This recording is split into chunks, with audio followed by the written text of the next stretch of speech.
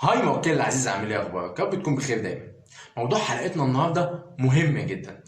ابقى دكتور وداخل اعمل عمليه وفاجئ ان اتعمل ضدي محضر وابقى متهم فيه. الكلام ده يعقل؟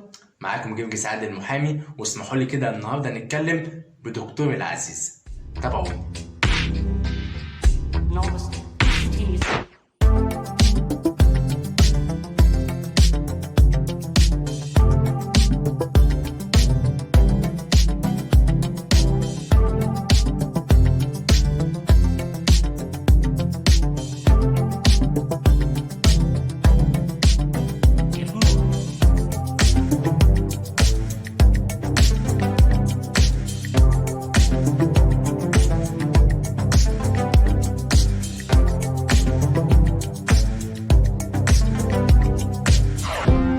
دكتور العزيز، عايز اقول لك انك من حقك انك تعمل عملياتك وانت مطمن، بس لازم تعرف الاول ايه انواع الاخطاء اللي ممكن تقع فيها وتتجنبها علشان الدنيا ما تبقاش وصلت زي ما احنا قلنا في الاول. تعالى بقى نركز مع بعض النهارده ونعرف ايه انواع الخطأ. اولا هنقسم انواع الخطأ لنوعين: خطأ مادي وخطأ مهني.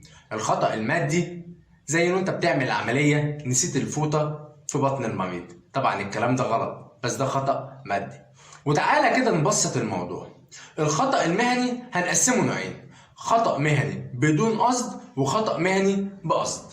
الخطأ المهني اللي بدون قصد اللي هو الرعونة دي سوء تقديم من الدكتور ما كانش مذاكر كويس وكان منتظر نتيجة وطلعت نتيجة تانية. هو عمل كل اللي عليه بس ما كانش عنده الخبرة الكافية اللي تخليه يعمل العملية دي، ودي كده رعونة وطبعا القانون بيحاسب عليها. تعالى بقى كده نشوف الخطأ المهني اللي بقصد، وده هنقسمه عندنا لثلاث أنواع. وأول نوع ده سهل خالص: عدم اتباع اللوائح والقوانين.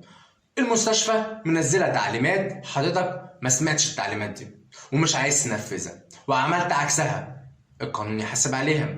أو مهنة الطب كانت قالت على بعض القواعد اللي المفروض إن حضرتك تعملها وما عملتهاش.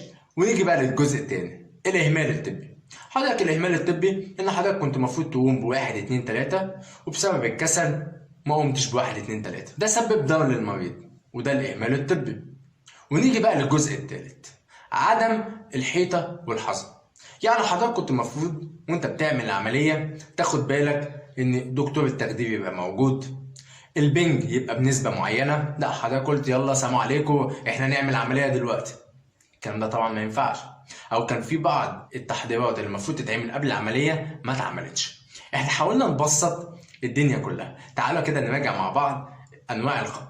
انا حاسس ان انت تهت مني. تعالى بقى نلخص الدنيا دي كلها. عندنا نوعين من الخطأ: خطأ مادي وخطأ مهني. الخطأ المادي ما فيهوش مشكلة. الخطأ المهني هنقسمه لحاجتين: خطأ مهني بدون قصد وخطأ مهني بقصد. والخطأ المهني اللي بدون قصد احنا قلنا فيه الرعونة، والرعونة سوء تقدير.